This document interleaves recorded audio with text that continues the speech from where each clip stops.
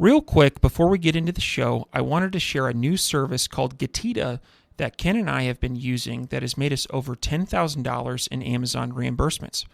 The service requires no monthly subscription, and Getita collects a small percentage of the money they recover for you. It takes less than 5 minutes to set up and works on all Amazon marketplaces. Go to Getita.com, Getida, and enter promo code FTM400. That's FTM for Firing the Man 400 to get your first $400 in reimbursements commission free. How much money does Amazon owe you? Welcome everyone to the Firing the Man podcast, a show for anyone who wants to be their own boss. If you sit in a cubicle every day and know you are capable of more, then join us. This show will help you build a business and grow your passive income streams in just a few short hours per day. And now your hosts, serial entrepreneurs David Schomer and Ken Wilson. Welcome, everyone, to the Firing the Man podcast. On today's episode, we have the honor to interview Andrew Beeler. Andrew is a finance professional turned food enthusiast and entrepreneur. Andrew spent 10 years in finance and wealth management and has recently pivoted into entrepreneurship and food, two of our favorite topics to talk about on this podcast. Welcome to the show, Andrew. Thanks for having me, David and Ken. Happy to be here. Absolutely. So to start things off, can you please share with our listeners a little bit about your background and path from finance to pitmaster and e-commerce business founder? I'm originally from the Chicagoland area. Definitely grew up kind of around a lot of food. And when I was in school, either was involved in leadership positions or even started the clubs myself that were dedicated to, doing big cookouts on campus. College, I hosted an annual pig roast for the entire school. Kind of always just loved food. Definitely a passion and a hobby on the side, but originally pursued a career in financial services, and ultimately COVID happened. We all spent a lot more time home alone thinking about, what we want to do with our lives and if we're happy with kind of where we currently are positioned. And living in New York City, I also couldn't help but notice that every single day there appeared to be more and more Amazon boxes in the lobby. What started as a mailroom that was kind of a closet with some packages in it. Within a matter of months, it basically became the entire lobby. I thought it was almost like walking in Christmas morning or a distribution center or something. There were just so many boxes. It got me thinking, I think this e-commerce trend has happened for a while, but is likely going to continue to happen. And there's definitely categories and products that have been more challenging to deliver direct to consumer in the past, but are becoming easier and easier. And refrigerated or products that require climate control, I felt were one of those categories. And as people during COVID kind of hesitated to go to the grocery store themselves and began to potentially consider grocery delivery online, I thought that might be one of the frontiers that had a bit of momentum in it for something that was going to have some natural drivers to grow it, and began tinkering with some ideas. Ultimately, I settled on a barbecue business, not only because of my passion and kind of experience with it, but also the thought that smoking a rack of ribs for 3 to 5 hours or a brisket for, 8 to 12 plus hours is pretty inconvenient for most. If we do that, vacuum seal it and ship it to people, I think there's a lot of people that enjoy barbecue, but are intimidated by the cook times. Maybe they don't own a smoker. Maybe they live in a city. They don't have a backyard. There's definitely a couple ways to kind of pitch a value out of having a pre-cooked solution. And that's how I ultimately landed on barbecue and e-com. Shortly after COVID, took the leap of faith, and I've loved it ever since. Awesome. I want to focus in on from making that observation in the mailroom to sending out that first rack of ribs. What did that process look like? When did you decide to fire the man? Can you take us through that a little bit? It's a little bit cliche, but I actually love it. I woke up New Year's Day and I was like, what are my New Year's resolutions? And I was like, I'm done working for the man. And I just sat down on New Year's Day and I was on my computer for probably, 8 to 12 hours and just ripped a 15-page business plan. Obviously that plan pivoted and originally I thought it was going to be a niche food distribution business. And then ultimately I, settled on barbecue and D2C, but I was tinkering with how do I get into food? And I saw some of these trends in e-com and I saw some trends in kind of other areas of the market. And after a couple months kind of settled on the business plan or what I ultimately wanted to pursue. Then the next question was, all right, well, how do we execute this? It was kind of easy to envision what I'll call the 5-year plan, which is, I want to have a diverse menu, not just one product. When I originally started, I had just one product. Now I have 2. We're going to have 3 within a matter of weeks here. It was easy to think of, you want a full menu, a couple different protein options, complementary sides. You want the product to be available nationwide. But how do you kind of really water that down into something something that is enough of like a proof of concept to run at it with like very limited resources. And so the idea was, let's just do one product, which we chose pork baby back ribs. And the reason we chose that is because we kind of said, hey, the two most iconic and like labor intensive dishes are ribs or brisket. So we're going to launch with one or the other. And we ended up doing ribs. And now we have two products. And the second one was naturally brisket. How do we not invest in a bunch of like heavy equipment, machinery, people, labor? How do we de-risk this from a financial perspective to really see if this makes sense before we go all in financially? And that's what attracted me to crowdfunding. So I did a Kickstarter campaign because for those who aren't familiar with crowdfunding, it essentially allows you to get IOUs. You say, hey, if you give me, $20, I'll give you a t-shirt. If you give me $100, I'll send you some racks of ribs. And you can have different incentives at different thresholds, but ultimately you can collect a mass sum of money in exchange for pre-orders. And so by doing the Kickstarter, I was able to raise $30,000 without ever making a product, without ever hiring someone and saying, okay, awesome. There actually are a couple hundred people that want to give this product a shot. Now I can, work with a contract manufacturer. Now I can go to a distribution center. Now I can approach some of these parties that I need in order to make this thing successful. But I have some money in my pocket. I no longer appear like a guy with just an idea. I mean, got a couple hundred customers. I've got a couple hundred orders. This whole process is de-risked. And so that allowed me to essentially approach these third parties and appear like someone they should entertain, someone they should actually have a real conversation with. And so we did a Kickstarter in July 2022 and ultimately launched a website and started shipping product in September of 2022. As I mentioned, in 2022, it was kind of New Year's Day was when we started tinkering with what do we want to do? That's when we made the business plan. And from New Year's Day till call it March was the business plan adjustments or figuring out what we actually wanted to do. And then I would say March to July was the planning of how do we execute a successful Kickstarter? Who are the parties that need to be in the room in order to make something happen if we are successful at the Kickstarter? And the whole process took about 9 months to get off the ground from idea to successfully mailing products to people. It's an incredible story, by the way. And I think, a couple hundred people raising their hands saying, hey, I'll take some ribs or I'll take some brisket. Like that's more than friends and family. And so, you have an idea whenever like a bunch of people sign up for it. And so on Kickstarter, you raise all the money and then do you have to deliver the products by a certain timeline or what kind of roadmap were you working with once that finalized? Kickstarter is pretty generous because there's a variety of projects that are on there. Some of them are, people are developing software tools or games. Other people are delivering physical products. So I was in the physical product category space. Some people don't deliver the product for many months or even a year. I was actually on like the relatively quick or fast end of most Kickstarters since I delivered a product, I think about 6 weeks after the campaign ended. And that was largely because from that period of March to the Kickstarter launching, I'd already met with like a handful of distribution partners. I'd already done product testing in terms of like how the ribs were going to be cooked and how they were going to taste and, what seasoning and sauce was going to be on them and stuff. So, so that was all outlined. And so my Kickstarter was, I think that was part of the reason I had success on it because most Kickstarter campaigns fail. But I think one of the ways to like de-risk it and really inspire people is like clearer and more exact you can be with the product you're going to ultimately deliver and the time frame you're going to deliver it in. The more confident or more willing people are going to be to invest in you or to give the product a try. If you're giving a very loose plan or a loose description, people are going to be less interested in investing in that campaign. So you can be successful and deliver the product a year later, but I think the more exact you are with your timing and product description, the more likely you are to be successful a crowdfunding campaign. Two more follow-up questions, and then I'll kick it back to David. First one is back to, I think you mentioned it was New Year's Day. And so you're kind of like, you're fed up. You're like, I'm done. Was there like a life event that happened or were you just bored with what you were doing? And what kind of like motivated you to say, I'm pivoting? It really was, as I describe it, COVID. And it was just spending more time home alone, not being able to socialize as much and reflecting. And I was 31 at the time. So I had, roughly call it 10 years of experience out of school. And I said, do I want to do this for the rest of my life? I feel like I'm at a point where,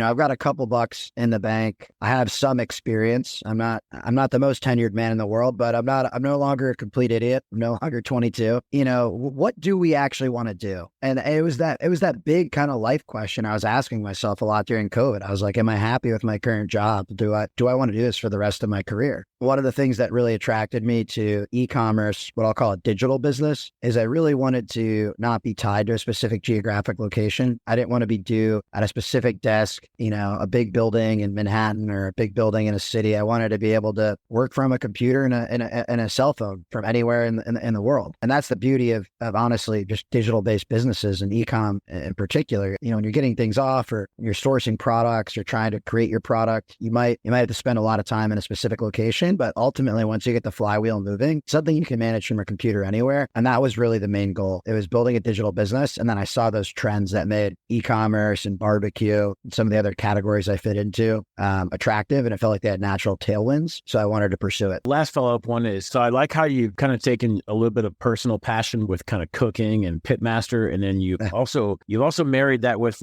your finance background. Like not many people I know, normal people can sit down and crank out a 15-page business plan and in a little bit of time. And so how much has your experience with your finance and pitmaster, like how much has that helped you on a scale of 1 to 10? Like let's say you got a buddy that is not in finance and they're not a pitmaster. Like how much a leg up does that have for you? One of the challenges with entrepreneurship is in the beginning, you have to wear every single hat. You are sales, you are legal, you are marketing, you are product innovation, whatever you can think of, in the big company, there's 20 departments, you're all of them. So I would say that the background in financial services really helps me with like creating the structure and the plan in terms of like, how much margin do I need in order to cover all these expenses, and kind of some of the forecasting and planning in terms of like, what will this business look like if it is successful? And it also helped me a little bit with like the contract negotiation and kind of like SLAs, like service level agreements and things like that. When I was talking to like distribution and warehousing, and I was talking to manufacturing, when I was talking to other third parties that I'd hired at given times to help get this project off the ground. Something I did not realize, and anyone that's going to go into e-com, I must say, you need to learn a lot about digital marketing. Digital marketing is your sales. That's how you acquire customers, and you're going to learn a whole new language, CAC, customer acquisition cost, ROAS, return on ad spend. You're going to learn a million new acronyms that really are kind of the lifeblood of the business. It's, are we getting customers and are we getting them at a price that justifies selling the product? And so finance and like the food passion definitely helped me with like, how should this business be structured? And ultimately, what's the product I want to serve? But the day-to-day of the business is a lot of digital marketing. And I had to learn that on the fly. And I didn't realize how much digital marketing it was going to be. And so I'm going to raise my hand now. If you're thinking about e-com, make sure you learn about digital marketing. It's going to be a big chunk of your day. From the time you make the decision, this is what I want to do, to firing the man, what's that time period look like? So I ultimately left the job in June. I was like the second week of June, and the Kickstarter went live in July. So I started planning, New Year's Day. So it was about 6 months to ultimately firing the man, and about 7 months to the wheels are moving. We have a live Kickstarter campaign. Things are happening. But I would say during that like March to June time period was when things got really serious in terms of this no longer was like an idea or a Word document saved on my desktop. It was, we're flying to Wisconsin to meet with a cold storage and distribution center to see if, they should be the partner we want to choose with for ultimately pick and pack. We're doing product testing. We're starting to invest, real time and some dollars into making this thing a success. So I was pretty pregnant coming March to June timeframe. And, we pulled the trigger in June and then launched in July. And then going in on that day, when you are going to your superiors and saying, I have a 10 years of experience in finance, and I'm going into pork belly. What's going through your mind? Do you have some doubt? Are there some things that you're nervous about? Walk us through that day. I'm going to be honest. They were, I don't want to say oddly very supportive, but they kind of got it. Because the way I pitched it was the way I kind of described it to you guys in the beginning. I said, hey, we've all had a lot of time to ourselves these past 2 years. I've been doing some reflecting, as I'm sure you all have too. And I've decided I want to give something else a try. That framework, I think everyone just kind of respected or got. I mean, they said good luck, and some of them supported the Kickstarter campaign financially or just by, emailing the Kickstarter to other people. And I've checked in with my previous employer probably once every 6 months, and they're proud of the progress I made. I'll be honest, I was confident actually in the beginning. One of the challenges when you fire the man, everyone around you is like, what are you going to do about insurance? I'm like, what about the 401k? Like, are you sure you're going to be able to pay your bills? Like, that's the feedback you're getting from like your family or like your close friends and your loved ones. And my whole thing was, if not now, when? Like, it only gets harder. It only gets harder to fire the man every single day. Every single day you do something else, you're getting more invested in that existing career path. You're getting more invested, or you're also starting to, you get older. Now you have a mortgage, you get older. Maybe you have dependents now, you have kids or something. And it only becomes more pressure to like stay on your current path as each day passes. So honestly, if you're considering something like this, you should go as quickly as possible. You should start ASAP because it's only going to get harder to quit as each minute passes. You've talked a lot about risk, and that's my next question. I'll kick it over to Ken. But I think a lot of people, when they're thinking of risk, what they're thinking of is, what if this doesn't work? But they never dive deeper. As you're talking about your business plan and kind of going from New Year's Day through executing this plan, you talked about de-risking some things. And so can you talk about how you think of each category of risk and then how you de-risk them? And that's definitely the finance background in me, where I'm talking about de-risking a lot. Because essentially, I've noticed so many, and even when I was meeting with like the distribution center, they were kind of surprised with my relatively disciplined approach, I'll call it. Because I was asking them, hey, how many SKUs do your most? It's also important whenever you pursue a business and you're talking to people to like basically ask them for feedback on like people they've worked with before that have been successful. So when I went to the distribution center, I said, hey, what does your typical customer look like? Hey, the guys that fail in 6 months, what did they do wrong? How many SKUs do they have? How many SKUs do the winners have? And that's how you do a little bit of market research. I mean, you can, read online and watch YouTube videos or talk to other entrepreneurs, but I mean, the best people to talk to are ultimately the people you're going to be working with that have worked with and seen hundreds of you. And they've been in the business for 20 or 30 years. And so they know the difference between the winners and the losers.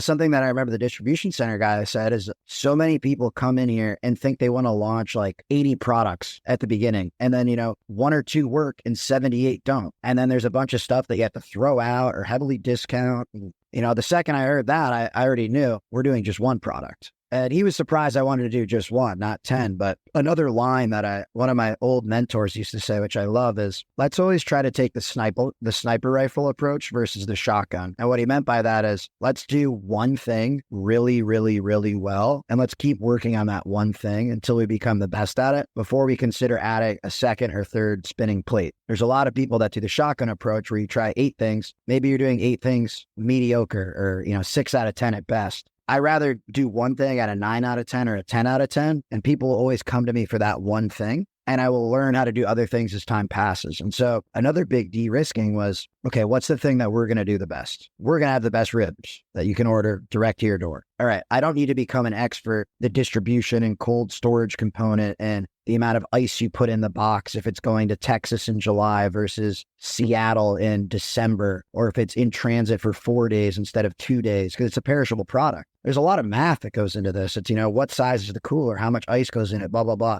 I shouldn't even worry about that stuff. Let's go find someone that's great at that, pay them to do that. I'm going to make the best ribs. I'm going to focus on the best ribs, and I'm going to find someone that has already mastered these other things. So the de-risking for me was picking that one thing I want to do and then finding people that I could work with on a contract basis that could basically do everything else and allow me to be a best-in-class business in these other categories. And as we get bigger, we'll potentially bring in those other functions in-house. We'll say, hey, we've mastered ribs. It's going well. It's somewhat on autopilot now. We can improve our margins if we learn how to do this other function, or we can, improve our basket size if we decide to become great at brisket now too, or we can improve, our XYZ if we learn something else. And so the de-risking for me was really just picking that one thing I wanted to be great at and then finding a bunch of partners or people to work with to help me be great in other categories. And now that I'm comfortable in, ribs, that's why we're able to add another product.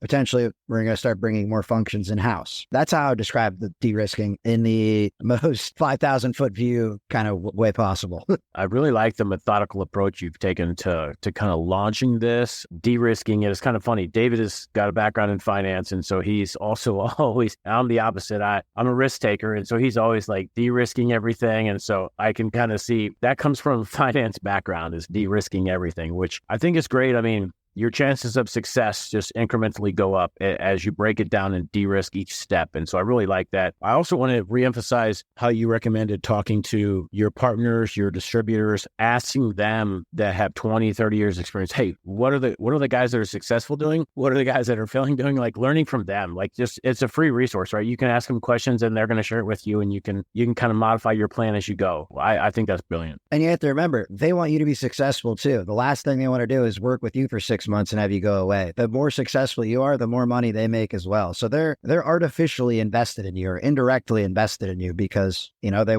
want your business to grow so they get more business too. My next question, let's get into food. And so why should somebody buy pre-cooked food versus trying to learn how to cook it on their own from scratch? There's a couple different value props that we bring, and that's part of the reason we chose the barbecue category. As I mentioned, a lot of this food's very labor intensive. And I think most people, when they think about making lunch or dinner, they think about making lunch or dinner in 15 to 30 minutes max. Maybe for a holiday or a special occasion, Thanksgiving, you're in the kitchen all day. But your average Saturday, I don't really want to commit my entire day to prepping dinner. And so the people that make like ribs and brisket and stuff like this, it's a culture. It's a lifestyle. Like it's their hobby. They love the process of making it. Most people, at least who I've met, enjoy eating food. They don't necessarily enjoy making it.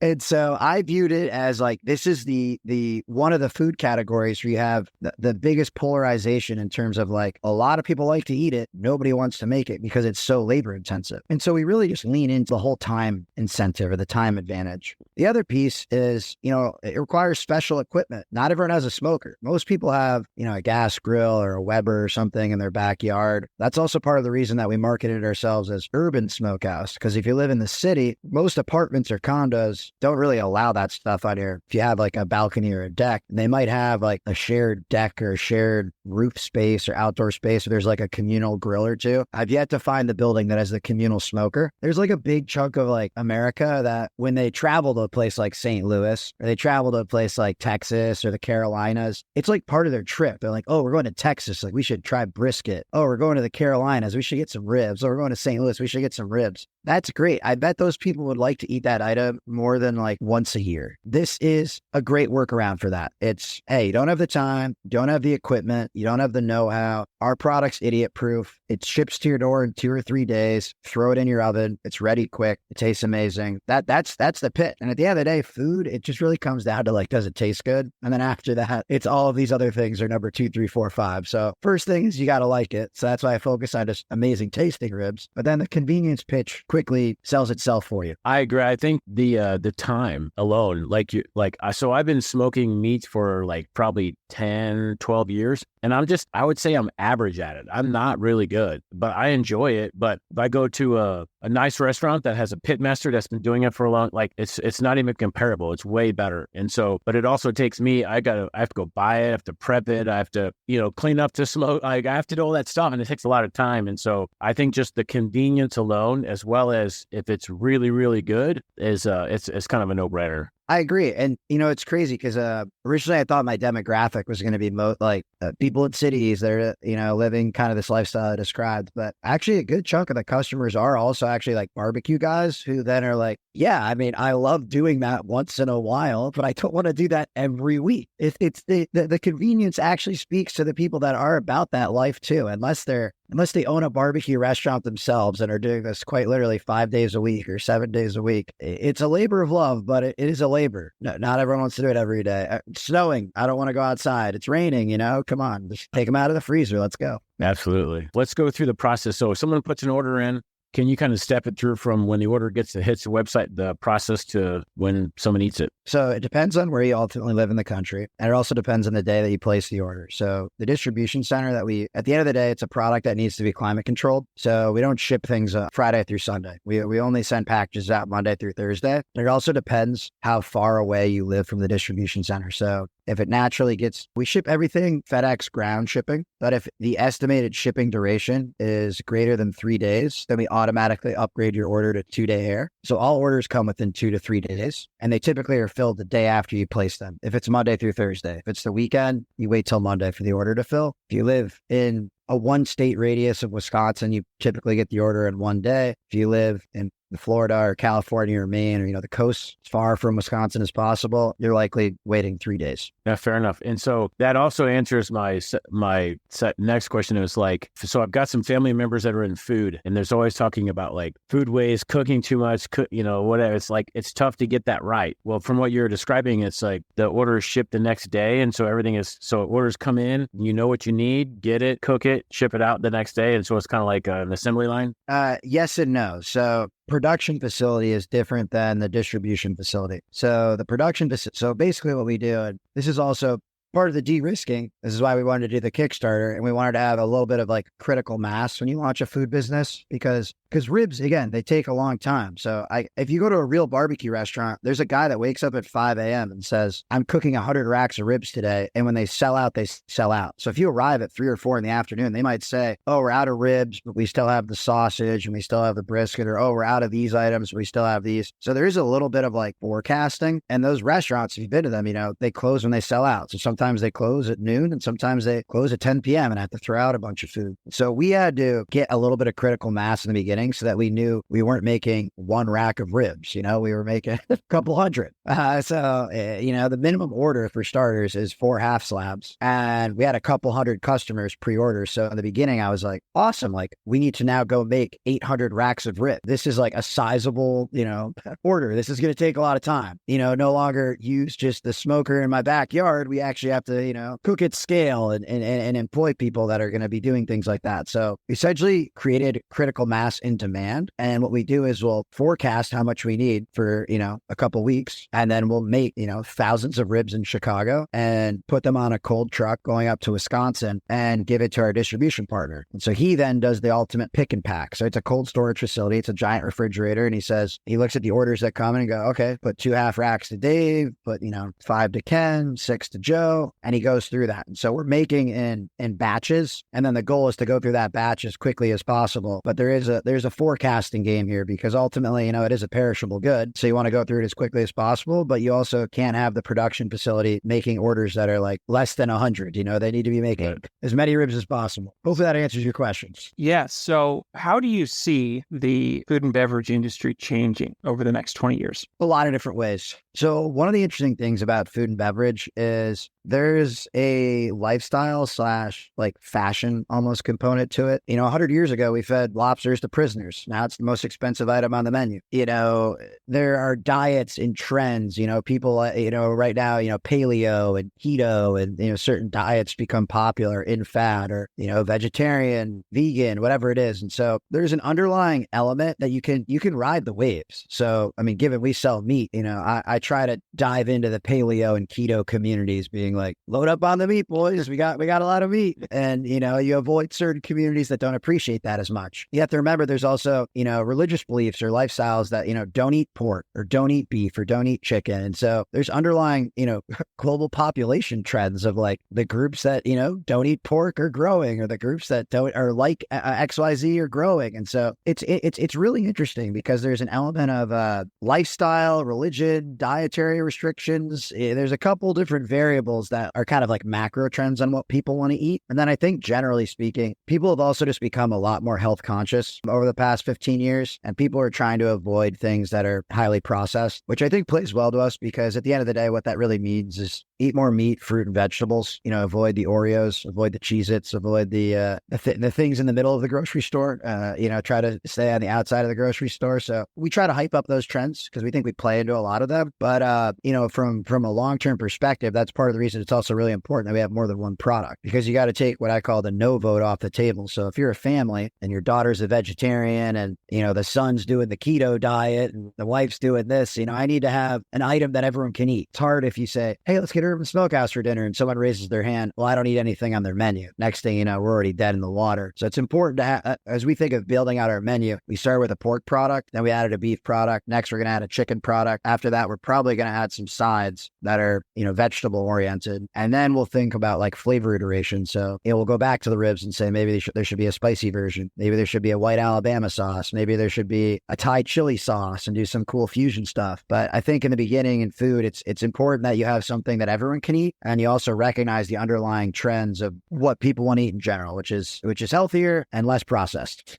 I like that how you're kind of focusing on getting those main products in the catalog and then slowly building it out based on that. And so I want to talk about your job prior to being a professional pitmaster. And so I personally find family office and that space fascinating. So can you share with the audience, what is family office, wealth management, and then kind of maybe some tips on top 2 or 3 strategies that you used while you were in that space? Yeah, so I was really fortunate to land in the family office world. It's a pretty niche but emerging kind of category within financial services. But essentially what a family office is ultra successful, essentially hires a handful of people full time to manage their assets. Rather than being a customer of a traditional wealth management firm or a big bank, they're essentially doing everything in-house themselves. Part of the reason that is because they don't want to invest in products. They really want to do what they want to do. And so I worked for 3 different families. The first family I worked for was the Meyers. Ed Meyer was the CEO of Gray Advertising for 36 years, which was the 4th largest ad agency in the world. He sold that for a couple $2 billion to WPP in 2004 and essentially hired 10 people saying, you guys focus on real estate, you guys focus on the stocks, and you guys focus on buying private businesses. And so that was where I focused. I was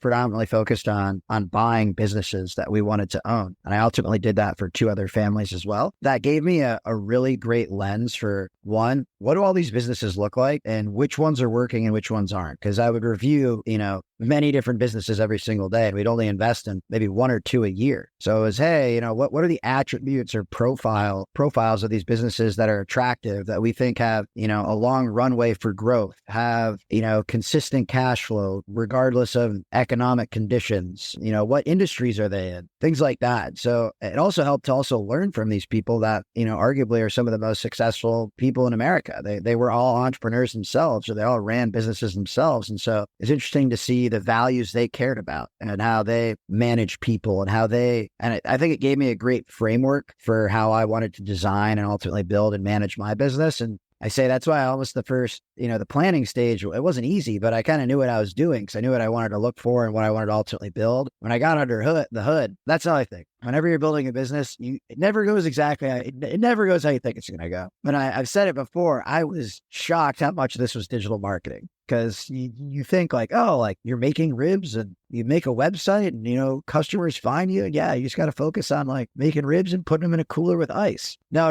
You have to learn digital marketing. If I give one lesson to anyone, you have to learn digital marketing if you want to do anything in e-commerce. No, that's cool. I find that base fascinating. And so it's kind of, thanks for sharing the behind the curtain, what goes on there. So that's really cool. David, any follow-up questions before we get into the fire round? Talked a lot about Urban Smokehouse, but is there anything else we want to cover here? I think it's a super cool company. If eating meat that has been procured over fire and smoke has been in style for 75,000 years. And so you're really tapping into something that I think is really cool. And when people think physical products, they often don't think of food and beverage. And so you're actually the first guest that we've had on podcasts, I believe, that's been in this space. And so for the listeners that are interested in becoming potential customers, is there anything else that they should know about the company? We started with ribs. Ribs are our flagship product. They taste amazing. If you like ribs, definitely give them a try. We added brisket this past September. I'm really proud of the brisket as well. And our next product's going to be hand-pulled chicken. It's going to be launching around probably January 1st. We're probably going to do a campaign around New Year's. But the product's been made. I was going back and forth with final label designs and things of that nature. So it'll be coming off here soon. But if you guys like barbecue and want to save some time, give us a try. I guarantee you're going to like it. Sounds great. All right, let's get into the fire round. I've got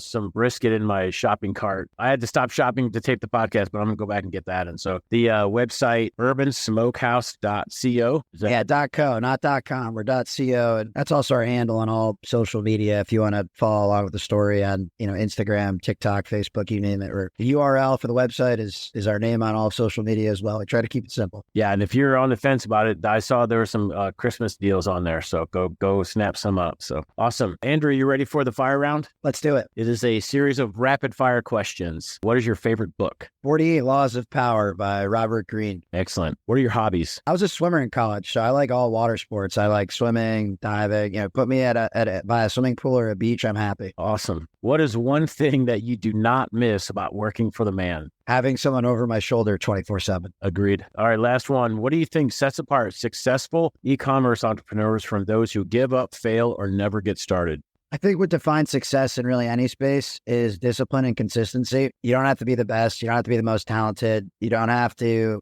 have connections or money. If you just stick with it and you stay consistent, you'll make progress in anything in life, whether it's this business, your health, or whatever you're trying to pursue. Just be consistent and it'll work. Staying power. Just stay in the game. You'll get better each day. Excellent advice. Absolutely. Andrew, if people are interested in getting in touch with you or learning more about urbansmokehouse.co, what would be the best way? Message us on any of the social media platforms. I also check the support email, so support@urbansmokehouse.co if you want to email me. But I'm very accessible and my contact information's out there. So add me on LinkedIn, Instagram, whatever you like, and I'll get back to you. Awesome. And we'll post links to all that in the show notes. Andrew, I want to thank you for being a guest on the Firing the Man podcast, and we're looking forward to staying in touch. Yeah, thank you so much for having me, guys. This was really fun.